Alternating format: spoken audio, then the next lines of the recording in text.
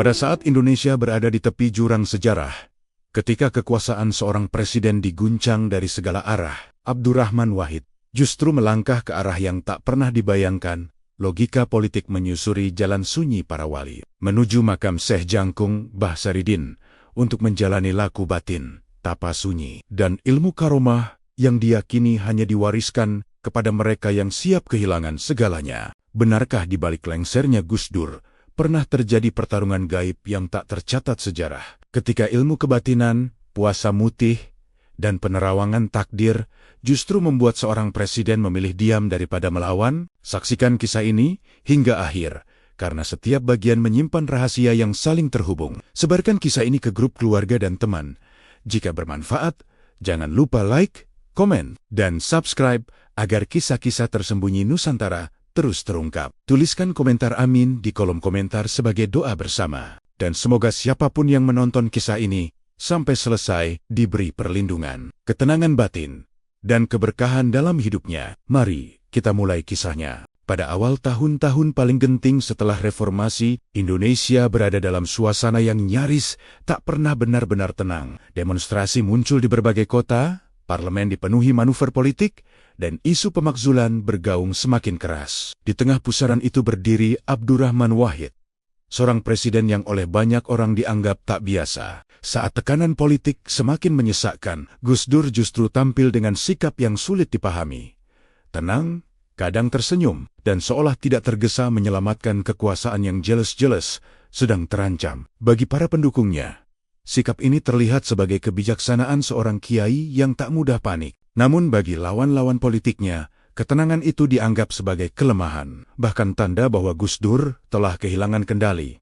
Setiap hari, isu lengser semakin dekat. Sidang-sidang penting disiapkan, perhitungan suara dilakukan, dan masa depan kepresidenan Gus Dur seakan hanya tinggal menunggu waktu. Anehnya, di saat banyak presiden akan mengerahkan seluruh kekuatan politik, Gus Dur justru terlihat menarik diri dari hiruk-pikuk perebutan kuasa. Di balik tembok istana yang kian sunyi, beredar cerita bahwa Gus Dur sedang menjalani pergulatan batin yang jauh lebih besar daripada sekadar mempertahankan jabatan. Ia dikenal bukan hanya sebagai politisi, tetapi juga santri, pemikir tasawuf, dan pewaris tradisi spiritual pesantren. Dalam pandangan Gus Dur, kekuasaan bukanlah tujuan akhir, melainkan amanah yang bisa datang dan pergi. Pandangan inilah yang membuat banyak orang mulai bertanya-tanya, apakah Gus Dur sudah mengetahui sesuatu yang belum dipahami orang lain? Bisik-bisik mulai terdengar di kalangan terbatas. Konon, Gus Dur tidak hanya membaca peta politik, tetapi juga membaca tanda-tanda lain yang tak tertulis dalam konstitusi. Ada yang menyebut ia telah sampai pada kesimpulan batin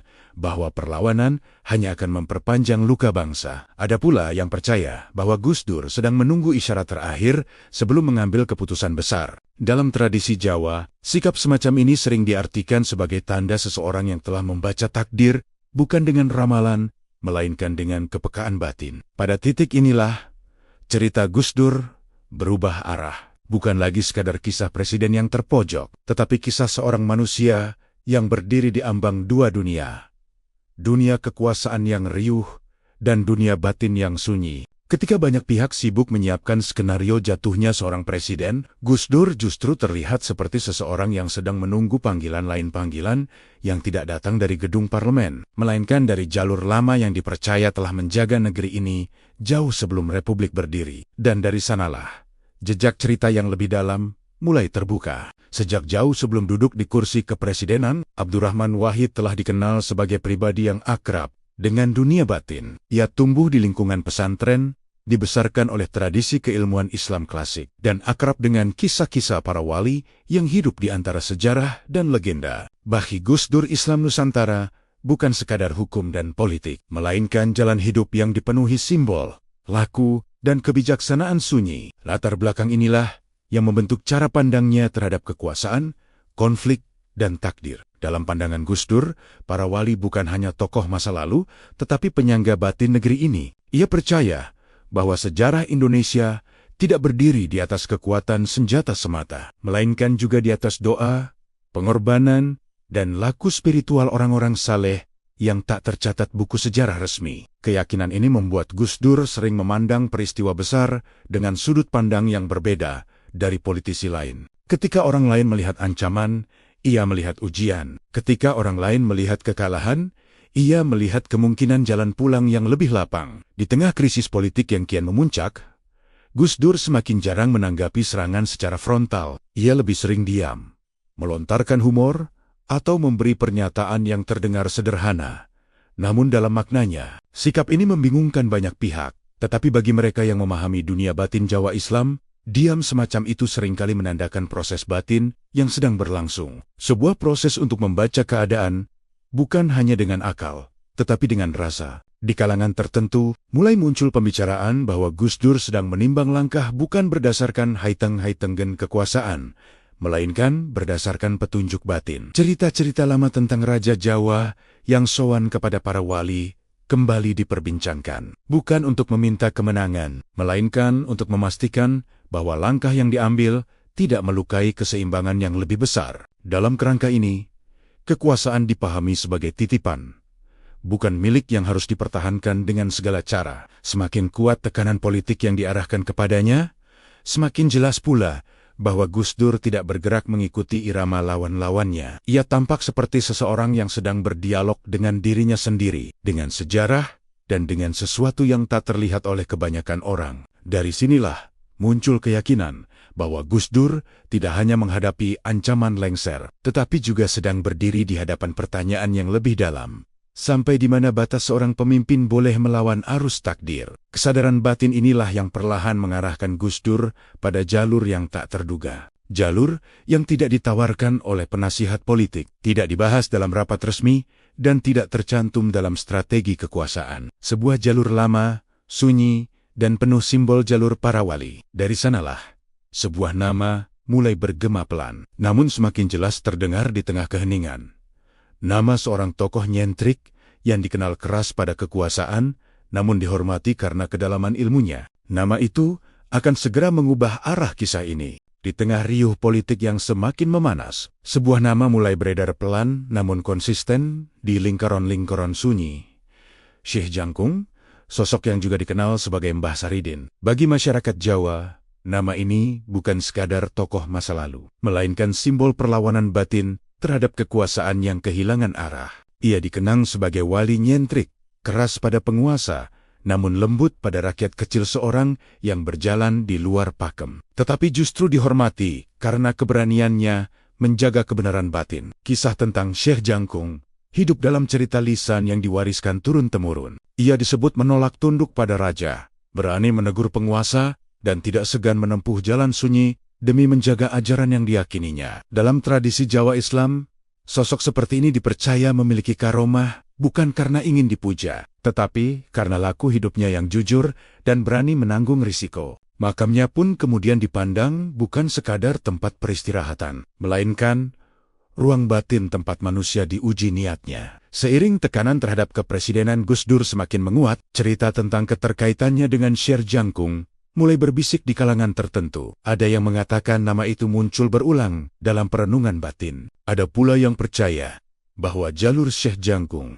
adalah jalur yang harus dilewati oleh mereka yang menghadapi persimpangan besar antara kekuasaan dan keikhlasan. Cerita-cerita ini tidak pernah muncul di media, tetapi hidup dari mulut ke mulut, dari pesantren ke pesantren. Dalam kepercayaan Jawa, nama yang terus teringat tanpa sebab sering dianggap sebagai panggilan batin, bukan panggilan untuk meminta, melainkan panggilan untuk memahami. Syekh Jangkung, dengan sejarahnya yang berani melawan arus, seakan menjadi cermin bagi seorang presiden yang sedang dikepung kekuasaan formal. Keduanya somasyumah, berdiri di hadapan struktur yang besar, namun memilih jalan yang tidak biasa. Makam Syekh Jangkung digambarkan sebagai tempat yang sunyi, jauh dari gemerlap kota, dan dijaga oleh suasana yang terasa berbeda. Banyak peziarah datang dengan berbagai niat, tetapi tidak semuanya pulang dengan rasa lega. Dalam cerita masyarakat sekitar, makam ini diyakini hanya membuka diri kepada mereka yang datang tanpa ambisi duniawi. Siapapun yang datang untuk meminta kekuatan,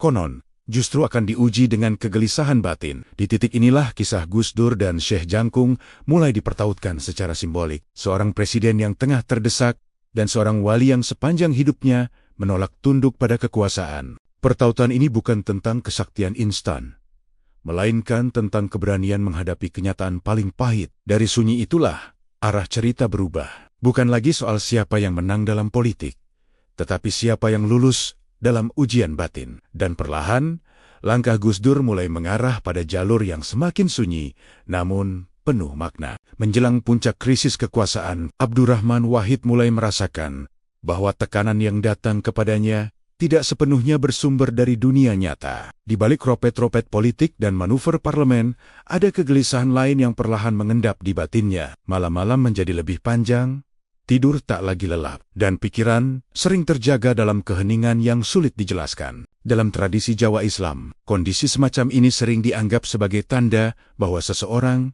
sedang berada di ambang perubahan besar. Cerita yang beredar di kalangan terbatas menyebutkan bahwa Gus Dur mulai mengalami mimpi-mimpi yang berulang. Mimpi itu tidak selalu jelas, tetapi meninggalkan kesan kuat.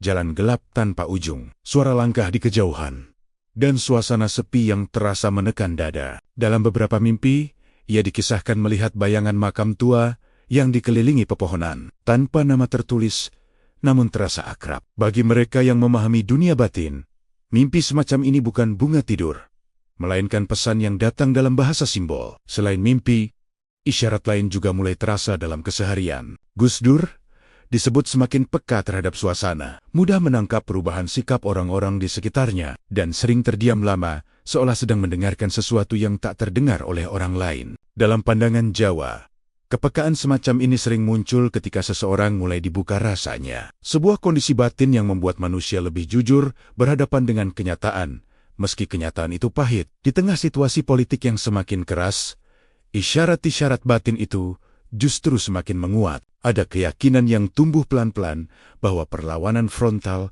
hanya akan membawa kekacauan yang lebih besar. Gus Dur terlihat semakin jarang membahas strategi mempertahankan jabatan, dan lebih sering berbicara tentang ketenangan, kesabaran, dan tanggung jawab moral seorang pemimpin. Bagi sebagian orang, sikap ini terasa aneh. Namun, bagi mereka yang memahami laku batin, ini adalah tanda seseorang yang sedang membaca akhir perjalanan. Dalam kepercayaan Jawa, ketika isyarat datang berulang, manusia dihadapkan pada pilihan, mengabaikannya atau menyambutnya dengan kesiapan batin. Gus Dur tampak memilih yang kedua. Ia tidak menolak mimpi-mimpi itu, tidak pula berusaha menafsirkan secara tergesa. Ia membiarkannya hadir, menyatu dengan kesadarannya, seolah menunggu potongan terakhir dari pesan yang belum utuh. Dalam keheningan itu, satu arah mulai terasa semakin jelas. Isyarat gaib dan mimpi-mimpi tersebut perlahan mengerucut pada satu pemahaman. Ada jalur lama yang harus disentuh sebelum segalanya berakhir. Jalur yang tidak dicatat dalam peta politik, tetapi dipercaya telah dilewati banyak tokoh besar Nusantara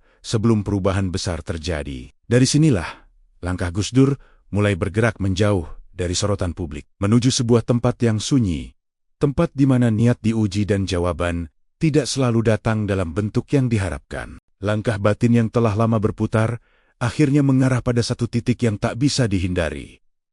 Makam Syekh Jangkung, sosok yang oleh banyak orang dikenal sebagai Mbah Saridin. Di tengah kisah-kisah lisan Jawa, makam ini dipercaya bukan sekadar tempat ziarah, melainkan gerbang ujian batin. Banyak orang datang membawa harap, tetapi tidak semuanya pulang dengan kelegaan. Sebab di tempat ini, yang diuji bukan doa, melainkan niat terdalam manusia. Cerita masyarakat sekitar menggambarkan makam Syekh Jangkung sebagai ruang sunyi yang terasa berbeda sejak langkah pertama. Suasananya tenang, namun bukan ketenangan yang menenangkan. Ada rasa berat yang sulit dijelaskan, seolah udara memaksa siapapun yang datang untuk jujur pada dirinya sendiri. Dalam tradisi Jawa Islam, tempat semacam ini diyakini menyimpan timbang batin, ruang simbolik di mana ambisi dan keikhlasan saling berhadapan tanpa kompromi. Nama makam ini semakin sering disebut dalam bisik-bisik ketika tekanan terhadap Abdurrahman Wahid kian menguat. Di kalangan tertentu, berkembang keyakinan bahwa jalur Syekh Jangkung bukan jalur untuk mencari kemenangan duniawi. Justru sebaliknya, jalur ini dikenal sebagai jalan bagi mereka yang siap kehilangan sesuatu yang paling dicintai. Kisah-kisah lama menyebut, siapapun yang datang dengan niat mempertahankan kekuasaan akan pulang dengan kegelisahan yang tak terobati. Makam Syekh Jangkung dipercaya memiliki aturan tak tertulis. Tidak ada ritual ramai, tidak ada permintaan lantang, dan tidak ada pamer kesalehan. Yang dituntut hanyalah keheningan, kesabaran, dan keberanian menghadapi diri sendiri. Dalam kepercayaan Jawa, inilah awal dari laku berat. Ketika seseorang mulai dipisahkan dari King Denen, King dan Halus yang selama ini tersembunyi di balik doa dan niat baik, cerita tentang orang-orang yang pernah datang ke makam ini juga memperkuat kesan mistisnya. Ada yang pulang dengan keputusan besar dalam hidupnya, ada yang justru memilih meninggalkan ambisi yang selama bertahan-tahan dikejar. Semua kisah itu berujung pada satu benang merah. Makam Syekh Jangkung tidak memberi apa yang diminta, tetapi menunjukkan apa yang seharusnya dilepaskan. Di tengah kegentingan politik, pemahaman ini terasa semakin relevan. Jalur Syekh Jangkung bukan jalur untuk melawan arus kekuasaan, melainkan jalur untuk memahami arus itu sendiri. Di sanalah ilmu karomah dipandang bukan sebagai kesaktian untuk menundukkan keadaan, tetapi sebagai pengetahuan pahit tentang batas manusia. Dari sinilah cerita bergerak ke fase berikutnya. Ketika niat tidak lagi bisa disembunyikan, dan langkah sunyi mulai benar-benar diambil menuju laku yang lebih berat. Di tengah sorotan publik yang semakin tajam, beredar kisah tentang langkah sunyi yang diambil Abdurrahman Wahid. Langkah itu tidak tercatat dalam agenda resmi, tidak diumumkan kepada pers, dan tidak disertai rombongan besar. Dalam cerita lisan yang hidup di kalangan tertentu, Gus Dur disebut memilih menyusuri jalur lama, jalur yang tak memerlukan pengakuan, hanya kesiapan batin. Sowan ini bukan perjalanan fisik semata, melainkan pergeseran kesadaran dari hiruk pikuk kekuasaan menuju keheningan yang menguji niat. Malam dipilih bukan tanpa alasan. Dalam tradisi Jawa Islam, malam adalah waktu ketika lapisan dunia menipis, ketika suara batin lebih mudah terdengar. Gus Dur dikisahkan datang tanpa kemegahan, membawa diri apa adanya, sebagaimana seorang santri yang pulang kepada guru batinnya. Di hadapan jalur Syekh Jangkung atau Mbah Saridin, tidak ada jabatan yang bisa ditawarkan, tidak ada kekuasaan yang bisa dinegosiasikan. Yang ada hanya perjumpaan manusia dengan niat terdalamnya. Cerita masyarakat sekitar menyebutkan suasana yang terasa berbeda pada malam itu. Angin seakan lebih pelan, suara alam meredam, dan keheningan menjadi tebal. Dalam bahasa spiritual Jawa, kondisi semacam ini sering disebut sebagai tanda diterimanya kehadiran bukan karena siapa yang datang, melainkan karena cara datangnya. Sowan yang benar bukan soal tujuan, tetapi tentang keberanian meninggalkan kepentingan diri di depan gerbang batin. Dalam kisah-kisah lama, sowan kepada jalur Mbah Saridin selalu menuntut satu hal, kejujuran total. Tidak ada permohonan panjang, tidak ada ritual terbuka, yang diuji adalah kesiapan melepaskan kehendak pribadi. Gus Dur, yang selama hidupnya dikenal berani menertawakan kekuasaan, kini dihadapkan pada ujian yang lebih sunyi. Mampukah ia menanggalkan peran presiden dan berdiri sebagai manusia biasa? Sowan ini dipahami bukan sebagai upaya mencari kemenangan instan, melainkan sebagai permohonan izin batin untuk melangkah ke fase berikutnya. Dalam ajaran Syekh Jangkung, seseorang tidak diajari cara menaklukkan keadaan, tetapi diajak memahami mengapa keadaan itu harus terjadi. Ilmu karomah tidak diturunkan melalui kata-kata, melainkan melalui pengalaman pahit yang memaksa manusia berdamai dengan kehilangan. Setelah sowan sunyi itu, sikap Gus Dur semakin memperlihatkan ketenangan yang sulit ditafsirkan. Ia tidak menunjukkan tanda-tanda perlawanan, tidak pula memperkeras langkah politik. Bagi sebagian orang, ini tanda menyerah. Namun bagi mereka yang memahami jalur batin, inilah awal dari laku yang sesungguhnya, ketika perjalanan tidak lagi diukur dari hasil, melainkan dari kesiapan menanggung konsekuensi. Dari titik ini, cerita bergerak menuju tahap yang lebih berat, saat laku prihatin dan pengosongan diri mulai dijalani tanpa jalan kembali. Setelah sowan sunyi itu, laku Gus Dur memasuki tahap yang jauh lebih berat. Dalam kisah yang beredar di kalangan pesantren dan pelaku laku batin, Abdurrahman Wahid mulai menjalani puasa mutih, sebuah tirakat yang menuntut kesederhanaan ekstrem, disiplin diri, dan kejujuran batin. Makanan dibatasi, waktu istirahat dipersempit, dan perhatian diarahkan sepenuhnya ke dalam diri. Puasa ini bukan untuk mencari kesaktian, melainkan untuk membersihkan niat yang masih tersisa. Dalam tradisi Jawa Islam, puasa mutih dipahami sebagai jalan pengosongan ketika tubuh dilemahkan, ego kehilangan pijakan, keinginan untuk menang, mempertahankan jabatan, dan membuktikan diri perlahan mengendur. Di titik inilah, laku menjadi berbahaya sekaligus menentukan, karena manusia dipaksa berhadapan dengan bayangan dirinya sendiri tanpa pelindung. Banyak yang gagal di tahap ini Bukan karena kurang kuat, tetapi karena belum siap melepaskan sesuatu yang paling dicintai. Kisah lisan menyebutkan bahwa selama menjalani puasa mutih, Gus Dur semakin jarang berbicara tentang politik. Ia lebih sering diam, mendengarkan, dan menanggapi keadaan dengan humor tipis yang menyembunyikan kedalaman perenungan. Orang-orang di sekitarnya merasakan perubahan suasana, bukan ketegangan, melainkan ketenangan yang justru terasa ganjil di tengah badai politik. Dalam bahasa batin, ini sering diartikan sebagai tanda bahwa seseorang sedang menurunkan beban dunia dari pundaknya. Pengosongan diri tidak berhenti pada soal makan dan minum. Laku ini juga menuntut pembatasan hubungan, pengurangan keterikatan, dan kesediaan menerima apapun yang datang. Dalam keheningan, pertanyaan-pertanyaan yang selama ini ditunda mulai muncul satu persatu. Untuk apa kekuasaan dipertahankan? Apa harga yang harus dibayar jika melawan arus? Dan apa makna kalah jika dijalani dengan kesadaran penuh? Pertanyaan-pertanyaan itu tidak menuntut jawaban cepat, hanya kejujuran total. Bagi mereka yang memahami ajaran para wali, puasa mutih adalah pintu yang hanya bisa dilewati dengan niat bersih. Tidak ada jaminan hasil, tidak ada janji kemenangan, yang ada hanyalah perubahan cara memandang hidup. Dalam kisah Gus Dur, perubahan ini mulai tampak dari caranya menyikapi ancaman. Tidak ada kepanikan, tidak ada upaya memutar balik keadaan dengan cara apapun. Ia tampak menerima bahwa tidak semua hal harus dimenangkan. Semakin lama, laku dijalani. Semakin jelas bahwa pengosongan diri ini bukan persiapan untuk bertahan, melainkan persiapan untuk menghadapi sesuatu yang lebih besar. Puasa mutih membuka ruang batin yang membuat manusia peka terhadap arah takdir. Dari sanalah, laku berlanjut ke tahap berikutnya, tahap paling sunyi dan paling menentukan. Ketika niat diuji tanpa sisa, dan pilihan terakhir mulai menampakkan bayangannya. Setelah puasa mutih dijalani dengan ketekunan yang tak banyak diketahui orang, laku batin Abdurrahman Wahid berlanjut ke tahap yang lebih sunyi dan lebih berisiko.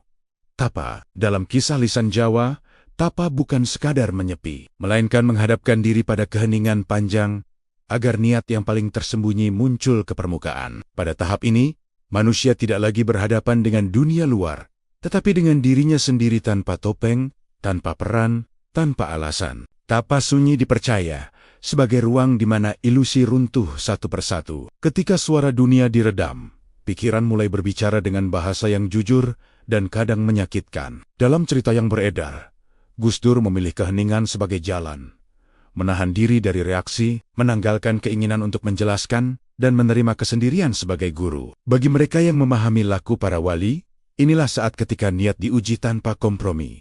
Apakah laku ini ditempuh untuk mempertahankan kuasa atau untuk menerima kehilangannya dengan lapang dada? Ajaran Syekh Jangkung yang dikenal tegas terhadap ambisi sering menekankan bahwa tapa tidak akan membuka apapun jika niat masih bercabang. Setiap ambisi yang tersisa akan memantul kembali sebagai kegelisahan. Karena itu, tahap ini kerap disebut sebagai ujian niat, di mana manusia dipaksa memilih satu tujuan dan melepaskan yang lain.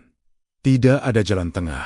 Keheningan menjadi cermin, dan cermin itu tidak pernah berdusta. Dalam keheningan tersebut, kisah lisan menggambarkan munculnya kesadaran yang kian jernih. Gus Dur dikatakan mulai memandang peristiwa politik sebagai rangkaian yang saling terhubung, bukan ancaman yang berdiri sendiri. Tekanan, pengkhianatan, dan kekacauan tampak sebagai bagian dari arus yang lebih besar. Bagi seorang yang tengah bertapa, pemahaman semacam ini bukan ramalan, melainkan pengenalan mengenali arah tanpa berusaha mengubahnya. Ujian niat juga menghadirkan godaan yang halus, keinginan untuk sekadar menunda kehilangan, atau sedikit saja membelokkan keadaan. Kerap muncul sebagai bisikan yang tampak masuk akal. Namun ajaran para wali menegaskan bahwa karomah tidak lahir dari tawar-menawar. Sekali niat bercabang, laku kehilangan daya. Di titik inilah keberanian diuji, berani mengatakan cukup, dan berani menerima konsekuensi dari pilihan itu. Seiring waktu, tapa sunyi mengendapkan ketenangan yang berbeda. Bukan ketenangan karena masalah selesai, melainkan ketenangan karena keputusan telah diambil di dalam diri. Dari sinilah laku Gus Dur bergerak menuju fase berikutnya, fase ketika hasil dari pengosongan dan tapa mulai terasa. Bukan dalam bentuk kesaktian yang dipamerkan, melainkan sebagai kejelasan batin yang akan menentukan langkah terakhir ketika takdir mengetuk tanpa menunggu jawaban. Setelah melewati puasa mutih dan tapa sunyi yang panjang, laku batin Abdurrahman Wahid disebut memasuki fase yang oleh tradisi Jawa Islam dikenal sebagai terbukanya rasa. Bukan terbuka dalam arti melihat hal-hal aneh, melainkan kepekaan batin yang membuat arah peristiwa terasa jelas sebelum banner-banner terjadi. Dalam kisah lisan yang beredar, inilah titik ketika ilmu karomah mulai bekerja bukan sebagai kesaktian untuk mengubah keadaan, melainkan kemampuan untuk membaca arus takdir tanpa diliputi ketakutan. Ilmu kebatinan semacam ini sering disalahpahami sebagai ramalan. Padahal dalam ajaran para wali, menerawang takdir bukan berarti mengetahui detail masa depan, melainkan memahami kecenderungan akhir dari sebuah perjalanan. Gus Dur dikisahkan mulai melihat pola yang berulang, keputusan yang mengunci dirinya, sikap orang-orang yang perlahan berubah, dan ruang gerak yang semakin menyempit. Semua itu terbaca bukan dengan hitungan politik semata, tetapi dengan rasa yang telah diasah melalui laku berat. Cerita-cerita yang hidup di kalangan tertentu menyebut bahwa Gus Dur menjadi semakin tenang setelah kejelasan itu muncul. Ia tidak lagi terlihat mencari celah untuk membalikkan keadaan. Justru sebaliknya, ia tampak lebih siap menanggung akibat dari setiap pilihan. Dalam tradisi Syekh Jangkung, kejelasan semacam ini adalah tanda bahwa seseorang telah berhenti melawan arus dan mulai berjalan seiring dengannya. Karomah tidak mengangkat seseorang dari masalah, tetapi memberinya pijakan yang kokoh di tengah badai. Kemampuan menerawang ini juga dipercaya membuat Gus Dur peka terhadap waktu. Ia mengetahui kapan harus berbicara dan kapan harus diam. Ia bisa merasakan saat sebuah perlawanan hanya akan menambah luka, dan saat keheningan justru menyelamatkan banyak hal. Dalam kepercayaan Jawa, mengenali waktu adalah ilmu yang paling sulit, karena menuntut kerendahan hati untuk mengakui batas diri. Banyak yang mampu berani melawan, tetapi sedikit yang berani berhenti. Di titik ini, kisah karomah Gus Dur tidak digambarkan dengan peristiwa mencolok. Tidak ada cerita tentang kekuatan fisik, tidak ada pertunjukan keajaiban. Yang ada hanyalah perubahan cara bersikap. Setiap langkahnya terlihat sederhana, tetapi terasa tepat. Setiap kata yang diucapkan terdengar ringan, namun mengandung kesiapan untuk menanggung akibatnya. Inilah bentuk kesaktian batin yang sering luput dari perhatian. Kejelasan takdir membawa konsekuensi yang berat. Semakin seseorang memahami arah akhir, semakin sempit ruang untuk berharap pada jalan lain. Dalam kisah ini, Gus Dur tidak menggunakan karomah untuk menunda atau menghindari. Ia memilih, memahami, dan menerima. Dari sinilah ketegangan cerita bergerak ke tahap berikutnya. Ketika kejelasan batin itu berhadapan langsung dengan kenyataan paling pahit, waktu kehilangan yang sudah di depan mata, dan keputusan terakhir yang tidak bisa diwakilkan kepada siapapun. Kejelasan batin yang muncul dari laku panjang membuat Abdurrahman Wahid memandang peristiwa politik dengan cara yang sepenuhnya berbeda. Ia tidak lagi membaca keadaan sebagai rangkaian kejutan, melainkan sebagai alur yang pelan-pelan mengunci dirinya pada satu titik akhir. Dalam kisah lisan yang beredar, Gus Dur disebut telah mengetahui kapan kekuasaan itu akan berakhir bukan melalui hitung-hitungan suara, tetapi melalui kepekaan rasa yang telah ditempa oleh puasa, tapa, dan pengosongan diri. Pengetahuan ini tidak datang sebagai tanggal yang tertulis jelas, melainkan sebagai kepastian batin yang sulit digoyahkan. Setiap langkah politik yang diambil lawan-lawannya terasa seperti pengulangan pola yang sudah terbaca sebelumnya. Setiap dukungan yang runtuh tidak lagi mengejutkan. Dalam kepercayaan Jawa, ketika seseorang telah nyawang waktu, melihat waktu maka peristiwa besar akan terasa datang sebelum benar-benar tiba. Bukan untuk dihindari, tetapi untuk disambut dengan kesiapan. Orang-orang di sekitarnya mulai merasakan perubahan sikap yang semakin kentara. Gus Dur terlihat semakin ringan menghadapi kabar buruk. Ia tidak marah, tidak panik, dan tidak menunjukkan upaya keras untuk menahan arus. Bagi sebagian orang, sikap ini dianggap pasrah. Namun, bagi mereka yang memahami dunia batin, inilah tanda seseorang yang telah berdamai dengan garis akhirnya. Dalam ajaran para wali, mengetahui akhir bukanlah kutukan, melainkan ujian terakhir atas keikhlasan. Dalam beberapa kesempatan, Gus Dur justru melontarkan candaan tentang kekuasaan dan kejatuhan. Canda itu bukan bentuk penghindaran, melainkan cara meredakan beban dunia yang sudah tidak lagi mencengkeram batinnya. Ia seakan tahu bahwa perlawanan keras hanya akan menyisakan luka yang lebih panjang, baik bagi dirinya maupun bagi bangsa. Kesadaran inilah yang membuat langkah-langkahnya semakin sulit dipahami oleh logika politik biasa. Kisah lisan menyebutkan bahwa pengetahuan tentang hari lengser membawa godaan tersendiri. Ada peluang untuk mengubah sedikit alur, menunda sebentar, atau memancing kekacauan agar keadaan berbalik. Namun dalam ajaran Syekh Jangkung, menggunakan ilmu batin untuk mempertahankan jabatan adalah pelanggaran tertinggi. Karomah tidak diberikan untuk memelintir takdir, melainkan untuk mengenali batas manusia di hadapan kehendak yang lebih besar. Di titik inilah konflik batin mencapai puncaknya. Mengetahui akhir berarti harus memilih sikap terakhir. Apakah akan menggunakan segala cara untuk bertahan, atau menjaga ketenangan agar kejatuhan tidak berubah menjadi kehancuran? Gus Dur memilih yang kedua. Ia menerima bahwa kehilangan kursi bukanlah kehilangan makna hidup. Justru di sanalah martabat seorang pemimpin diuji, bukan saat berkuasa, tetapi saat harus turun tanpa mencederai nilai yang diyakininya. Pengetahuan tentang hari lengser membuat setiap detik terasa berbeda. Waktu berjalan pelan, namun pasti. Dan di balik ketenangan itu, bayangan ujian terakhir mulai menguat, ujian yang akan menentukan apakah ilmu karomah yang diperoleh benar-benar dijaga, atau tergelincir pada godaan terakhir kekuasaan. Kejelasan tentang akhir kekuasaan membawa Abdurrahman Wahid pada satu ujian yang lebih berat daripada kehilangan jabatan itu sendiri. Dalam laku batin Jawa Islam, pengetahuan selalu datang bersama larangan. Semakin tinggi kepekaan seseorang terhadap takdir, semakin sempit ruang untuk bertindak sesuka hati. Di titik inilah ajaran Syekh Jangkung kembali mengemuka dengan tegas. Ilmu karomah tidak boleh dipakai untuk mempertahankan kekuasaan duniawi. Larangan ini bukan sekadar aturan moral, melainkan batas batin yang menentukan sah atau tidaknya sebuah laku. Dalam kisah-kisah lama, banyak orang yang memiliki kepekaan batin justru jatuh karena tergoda menggunakan ilmunya untuk tujuan pribadi. Kekuasaan adalah godaan paling halus,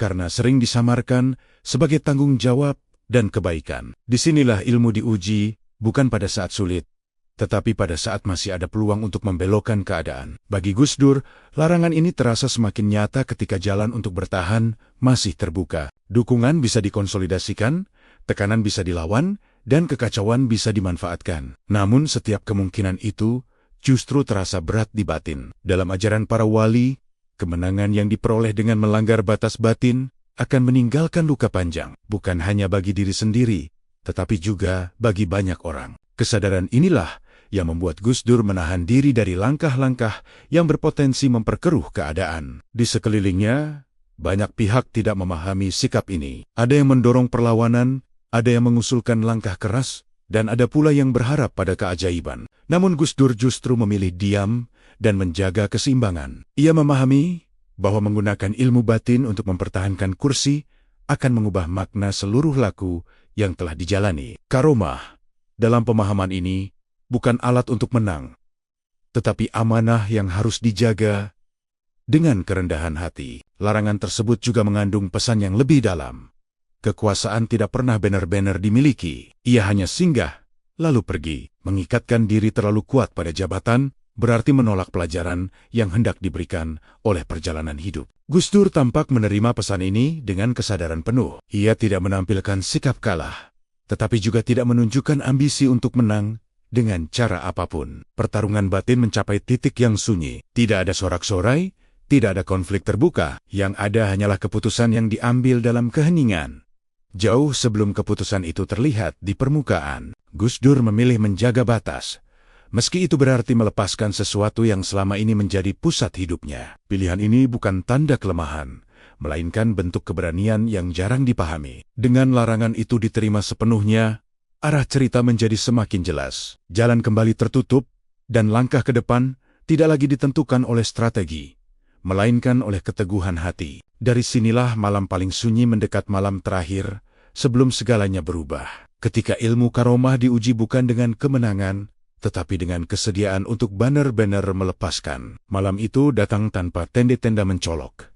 Namun terasa berbeda sejak awal. Di tengah hitungan politik yang kian mengerucut, Abdurrahman Wahid menjalani malam yang oleh banyak kisah lisan disebut sebagai penutup laku batinnya. Tidak ada ritual besar, tidak ada seruan doa yang lantang, dan tidak ada upaya terakhir untuk membalikkan keadaan. Yang ada hanyalah keheningan panjang, seolah dunia memberi ruang bagi keputusan yang telah lama disiapkan di dalam diri. Dalam tradisi Jawa Islam, malam terakhir sebelum perubahan besar sering dipahami sebagai saat pamitan batin. Bukan pamitan kepada manusia, melainkan kepada peran, kedudukan, dan beban yang selama ini dipikul. Gus Dur digambarkan menjalani malam itu dengan kesadaran penuh, tanpa kemarahan, tanpa penyesalan yang berlebihan. Ia tahu bahwa semua laku puasa mutih, tapa sunyi, dan pengosongan diri telah mengantarkannya ke titik ini. Cerita yang beredar menyebutkan suasana batin yang sangat hening. Pikiran tidak lagi berlari ke depan atau menoleh ke belakang. Tidak ada pertanyaan tentang benar atau salah, menang atau kalah. Dalam keheningan itu, yang tersisa hanyalah penerimaan. Inilah bentuk laku paling berat, karena manusia biasanya ingin meninggalkan sesuatu yang berarti. Namun dalam ajaran para wali, laku tertinggi justru terjadi ketika seseorang mampu pergi tanpa meninggalkan luka. Malam terakhir ini juga disebut sebagai malam ujian terakhir bagi ilmu karomah, bukan untuk digunakan, tetapi untuk ditahan. Dalam kepercayaan Jawa, menahan diri dari menggunakan kemampuan batin jauh lebih sulit daripada menggunakannya. Godaan untuk sekadar menunjukkan atau sekadar menunda bisa muncul dalam bentuk yang sangat halus. Namun, Gus Dur dikisahkan memilih untuk tidak melakukan apapun selain menjaga keseimbangan batinnya. Kesadaran bahwa segalanya akan berubah tidak menimbulkan ketakutan. Justru ada ketenangan yang jarang terlihat pada seseorang yang akan kehilangan kekuasaan. Dalam kisah ini, ketenangan itu bukan berasal dari kepastian duniawi, melainkan dari keyakinan bahwa ia telah menjalani perannya sejauh yang mampu ia lakukan tanpa melanggar batas batin. Di titik ini, laku tidak lagi menuntut usaha, melainkan kejujuran total. Malam terus berjalan, dan waktu terasa melambat. Tidak ada tanda gaib yang mencolok, tidak ada peristiwa luar biasa. Justru kesederhanaan inilah yang membuatnya terasa berat. Dalam keheningan itu, Gus Dur seakan menyelesaikan dialog panjang dengan dirinya sendiri, dengan sejarah, dan dengan jalan hidup yang telah membawanya sejauh ini. Tidak ada lagi yang perlu dipertahankan, tidak ada lagi yang harus dibuktikan. Ketika malam itu berakhir, sesuatu juga berakhir bersamanya. Bukan hanya sebuah laku, tetapi sebuah fase kehidupan. Dari sanalah, hari baru akan datang dengan kenyataan yang tak bisa dihindari. Lengser tinggal menunggu waktu, dan dunia akan menyaksikan apa yang telah diputuskan jauh sebelumnya, dalam keheningan yang tak pernah tercatat. Hari yang telah lama terbaca itu akhirnya tiba, tanpa gemuruh perlawanan dan tanpa upaya dramatis untuk mempertahankan kursi. Abdurrahman Wahid resmi lengser dari jabatannya sebagai Presiden Republik Indonesia. Bagi publik yang mengikuti dinamika politik, peristiwa ini terlihat sebagai puncak konflik panjang yang berakhir dengan kekalahan. Namun bagi mereka yang memperhatikan sikap Gus Dur sejak beberapa waktu terakhir, lengser ini justru terasa seperti kelanjutan dari keputusan batin yang telah diambil jauh hari sebelumnya. Tidak ada seruan untuk mengerahkan massa, tidak ada instruksi untuk menciptakan kekacauan, dan tidak ada pernyataan keras yang menyulut emosi. Gus Dur menghadapi kenyataan itu dengan ketenangan yang sulit dimengerti oleh logika politik. Wajahnya tidak menunjukkan amarah. Suaranya tidak bergetar oleh penyesalan. Ia berdiri sebagai seseorang yang telah selesai dengan pergulatan terdalamnya, seolah peristiwa itu hanya penegasan dari apa yang telah ia terima dalam keheningan. Banyak pihak menilai sikap ini sebagai tanda kelemahan. Dalam dunia politik yang syarat pertarungan, mundur tanpa perlawanan sering dianggap sebagai kekalahan mutlak. Namun dalam kacamata laku batin, sikap Gus Dur justru menunjukkan bentuk kekuatan yang jarang dimiliki. Ia memilih menjaga ketenangan bangsa daripada mempertahankan jabatan yang sudah tidak lagi sejalan dengan arah batinnya. Keputusan ini bukan hasil tekanan sesaat, melainkan buah dari laku panjang yang telah ditempa oleh pengosongan diri. Orang-orang terdekatnya merasakan suasana yang ganjil setelah lengser itu terjadi. Alih-alih tenggelam dalam kesedihan, Gus Dur justru tampak lebih ringan. Candanya kembali mengalir. Perhatiannya pada hal-hal kecil semakin terasa, dan sikapnya terhadap orang lain tidak berubah. Dalam tradisi Jawa, perubahan semacam ini sering dipahami sebagai tanda bahwa seseorang telah melepaskan beban yang terlalu lama dipikul. Lengser tanpa perlawanan juga mengirim pesan sunyi yang kuat, bahwa kekuasaan bukanlah sesuatu yang harus dipertahankan dengan segala cara, bahwa ada saat ketika menjaga martabat lebih penting daripada menjaga jabatan. Pesan ini tidak diucapkan dalam pidato panjang, tetapi ditunjukkan melalui sikap yang konsisten sejak awal krisis hingga akhir kekuasaan. Bagi sebagian orang, hari itu adalah akhir dari segalanya. Namun bagi Gus Dur, hari itu justru menandai peralihan. Dari seorang presiden yang dibatasi oleh struktur kekuasaan, menjadi seorang tokoh moral yang bebas berbicara dan bergerak. Dalam laku batin Jawa Islam, melepaskan jabatan tanpa perlawanan sering dipandang sebagai tanda lulus dari ujian duniawi. Lengser itu menutup satu babak, tetapi membuka babak lain yang tak kalah penting. Di balik sorotan kamera dan catatan sejarah resmi, ada perjalanan batin yang telah mencapai tujuannya. Dan dari sanalah kisah ini bergerak menuju pemahaman yang lebih dalam tentang makna karomah, kekuasaan, dan kebebasan sejati yang akan semakin terlihat setelah segalanya dilepaskan. Setelah lengsernya Abdurrahman Wahid, banyak orang mulai menafsirkan ulang sikap dan keputusannya. Pertanyaan tentang mengapa ia memilih jalan sunyi tanpa perlawanan semakin sering muncul. Disinilah ajaran Syekh Jangkung atau Mbah Saridin kembali relevan, karena pandangannya tentang karomah memberikan kunci untuk memahami semua yang telah terjadi. Dalam tradisi Jawa Islam, karomah bukanlah kesaktian untuk menundukkan keadaan, melainkan buah dari keikhlasan yang diuji oleh kehilangan. Syekh Jangkung dikenal mengajarkan bahwa kekuasaan adalah ujian paling halus bagi manusia berilmu. Banyak orang mampu berpuasa, bertapa, dan menahan lapar, tetapi sedikit yang sanggup menahan godaan untuk menguasai. Dalam kisah-kisah lisan, Mbah Saridin kerap menegur murid-murid batinnya agar tidak menjadikan ilmu sebagai alat untuk meninggikan diri. Ilmu, menurutnya, hanya akan tetap hidup jika digunakan untuk merendahkan ego, bukan memperkuatnya. Makna inilah yang perlahan terlihat dalam sikap Gus Dur setelah lengser. Alih-alih menjauh dari kehidupan sosial, ia justru semakin dekat dengan masyarakat. Ia berbicara tanpa beban jabatan, menertawakan dirinya sendiri, dan menyuarakan gagasan dengan kebebasan yang sebelumnya dibatasi struktur kekuasaan. Dalam kacamata batin, inilah tanda bahwa karomah tidak hilang bersama jabatan, justru menemukan ruangnya yang sejati. Dalam ajaran Syekh Jangkung, karomah sejati seringkali baru tampak setelah seseorang kehilangan apa yang paling berharga di mata dunia. Ketika jabatan dilepaskan, pengaruh batin justru menguat. Gus Dur menjadi rujukan moral, tempat orang bertanya, dan sosok yang suaranya tetap didengar meski tidak lagi memegang kuasa formal. Pengaruh ini tidak dipaksakan, tidak diatur, dan tidak bergantung pada struktur apapun. Cerita tentang Mbah Saridin juga menekankan bahwa kemenangan sejati bukanlah bertahan di puncak, melainkan turun tanpa jatuh. Dalam kerangka ini, lengsernya Gus Dur tidak dipahami sebagai kegagalan, melainkan sebagai bagian dari laku yang utuh.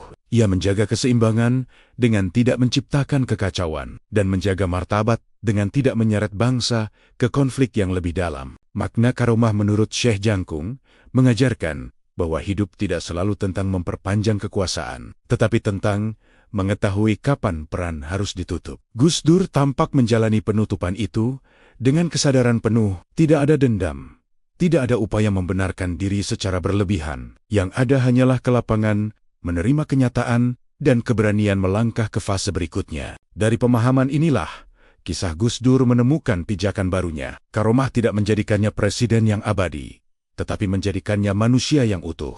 Dan justru setelah kekuasaan dilepas, pengaruhnya terasa lebih luas, lebih bebas, dan lebih sulit dipatahkan. Dari sinilah perjalanan cerita mendekati akhir, menuju gambaran tentang kehidupan Gus Dur setelah kekuasaan. Ketika makna laku batin itu benar-benar diuji dalam keseharian yang baru. Setelah tidak lagi berada di pusat kekuasaan, Abdurrahman Wahid justru memasuki fase hidup yang terasa lebih lapang. Tidak ada lagi protokol ketat, tidak ada tekanan jabatan, dan tidak ada kewajiban untuk menimbang setiap kata dengan kalkulasi politik. Dalam kesederhanaan itulah, banyak orang mulai melihat sisi Gus Dur yang lebih utuh. Ia tetap berbicara lantang tentang keadilan, kemanusiaan, dan kebebasan berpikir, tetapi kini tanpa beban kekuasaan yang membatasi langkahnya. Masyarakat yang sebelumnya hanya mengenalnya sebagai presiden, mulai menyapanya sebagai guru moral. Gus Dur hadir di berbagai forum, bertemu lintas agama, berdialog dengan kaum muda, dan menyampaikan pandangan dengan gaya yang sama seperti sebelumnya. Jujur, jenaka, dan seringkali menohok. Perbedaannya, kata-kata itu kini lahir dari ruang yang lebih bebas. Dalam kacamata batin Jawa Islam, inilah fase ketika seseorang yang telah melepas jabatan justru menemukan suara sejatinya. Banyak orang merasa Gus Dur menjadi lebih dekat setelah lengser. Ia tidak lagi berdiri di atas podium kekuasaan, tetapi duduk sejajar dengan siapapun yang ingin berbincang. Sikap ini memperkuat kesan bahwa pengaruhnya tidak bergantung pada kursi presiden. Justru karena tidak lagi memiliki kuasa formal, kehadirannya terasa lebih tulus dan lebih sulit disalahpahami. Dalam tradisi laku batin, kondisi semacam ini sering dianggap sebagai tanda bahwa seseorang telah selesai dengan ambisi duniawi. Cerita tentang karomah Gus Dur juga berubah arah setelah lengser. Jika sebelumnya dikaitkan dengan penerawangan takdir dan laku berat, kini karomah itu terlihat dalam bentuk yang lebih nyata dan membumi. Kemampuannya menenangkan situasi, menjembatani perbedaan, dan meredakan ketegangan sosial menjadi bukti bahwa pengaruh batin tidak selalu hadir sebagai sesuatu yang gaib. Kadang ia muncul sebagai keberanian untuk berkata benar tanpa takut kehilangan apapun. Dalam keseharian, Gus Dur tetap membawa humor sebagai cara menjaga jarak dari keseriusan yang berlebihan. Tawa menjadi penanda bahwa ia tidak menyimpan beban dari masa lalu. Dalam pandangan Jawa, kemampuan menertawakan diri sendiri adalah tanda bahwa seseorang tidak lagi diperbudak oleh peran yang pernah ia jalani. Gus Dur menunjukkan itu dengan alami, seolah kehilangan kekuasaan adalah bagian biasa dari perjalanan hidup, bukan tragedi yang harus diratapi. Bagi banyak orang, perubahan ini justru menguatkan keyakinan bahwa lengsernya Gus Dur bukan akhir, melainkan peralihan. Ia tidak tenggelam, tidak pula menghilang. Pengaruhnya tetap hidup dalam percakapan publik, dalam sikap kritis masyarakat, dan dalam keberanian untuk menghargai perbedaan. Karomah yang dibicarakan sejak awal kisah ini, kini tampak dalam wujud yang paling sederhana dan paling sulit ditiru. Kehidupan Gus Dur setelah kekuasaan memperlihatkan satu hal penting: jabatan bisa dilepas, tetapi nilai tidak. Dari sinilah cerita bergerak menuju penutupnya, ketika perjalanan seorang presiden, santri, dan pejalan batin Nusantara mencapai makna yang lebih luas. Sebuah makna tentang kekuasaan yang datang dan pergi, tetapi jejak kemanusiaan yang tertinggal jauh lebih lama. Pada akhirnya kisah Abdurrahman Wahid menemukan tempatnya bukan hanya dalam catatan sejarah politik, tetapi dalam ingatan batin bangsa ini. Ia dikenang bukan semata sebagai presiden yang lengser, melainkan sebagai pemimpin yang memilih menyelesaikan kekuasaan dengan kesadaran, bukan dengan perlawanan. Dalam perjalanan panjangnya, Gus Dur memperlihatkan bahwa di negeri para wali, kepemimpinan tidak selalu diukur dari lamanya berkuasa, melainkan dari cara seseorang meninggalkan kekuasaan. Sejak awal, kisah ini bukan tentang kemenangan atau kekalahan politik. Ia adalah kisah tentang laku, tentang pilihan batin di tengah godaan kekuasaan, dan tentang keberanian menerima takdir tanpa kehilangan martabat. Gus Dur berjalan di jalur yang jarang dipilih oleh pemimpin modern. Ia membawa warisan pesantren, ajaran tasawuf, dan kebijaksanaan Jawa ke dalam ruang negara yang keras dan penuh tarik-menarik kepentingan. Ketika jalur itu tidak lagi sejalan dengan arus kekuasaan, ia tidak memaksakan diri untuk bertahan. Dalam pandangan Jawa Islam, negeri ini diyakini berdiri bukan hanya di atas hukum dan konstitusi, tetapi juga di atas doa, laku, dan pengorbanan para wali. Gus Dur memahami keyakinan itu sejak awal. Ia membaca sejarah bukan hanya sebagai rangkaian peristiwa, tetapi sebagai perjalanan batin kolektif. Dari pemahaman itulah, sikap psikopenya sering tampak aneh bagi banyak orang, namun justru terasa masuk akal bagi mereka yang melihat kehidupan dari sudut pandang yang lebih dalam. Ilmu karomah yang dikaitkan dengan Gus Dur dalam kisah ini tidak menjadikannya kebal, tidak membuatnya berkuasa lebih lama, dan tidak memberinya kemenangan duniawi. Karomah itu hadir sebagai kejelasan batin, sebagai kemampuan untuk berhenti ketika kebanyakan orang memilih memaksa. Disinilah letak kesaktiannya yang sesungguhnya. Ia tidak melawan arus takdir, tetapi juga tidak hanyut tanpa kesadaran. Ia berjalan di antara keduanya dengan keteguhan yang sunyi. Setelah semua laku dijalani dan semua peran ditunaikan, Gus Dur meninggalkan satu pelajaran yang sulit ditiru, bahwa kekuasaan bisa dilepas tanpa dendam, bahwa pengaruh sejati tidak selalu datang dari jabatan, dan bahwa keberanian terbesar seorang pemimpin kadang bukan saat ia naik ke puncak, melainkan saat ia turun dengan kepala tegak. Pelajaran ini tidak disampaikan dalam pidato resmi, tetapi ditunjukkan melalui sikap yang konsisten hingga akhir. Kisah ini menutup perjalanan seorang presiden yang juga santri, seorang politisi yang juga pejalan batin. Di negeri para wali, Gus Dur telah menyelesaikan perannya dengan caranya sendiri. Ia tidak meninggalkan istana dengan sorak-sorai kemenangan, tetapi dengan ketenangan orang yang tahu bahwa tugasnya telah selesai. Dan justru karena itu, namanya tetap hidup bukan sebagai simbol kekuasaan, melainkan sebagai penanda bahwa di balik hiruk pikuk sejarah, selalu ada jalan sunyi yang menentukan arah segalanya.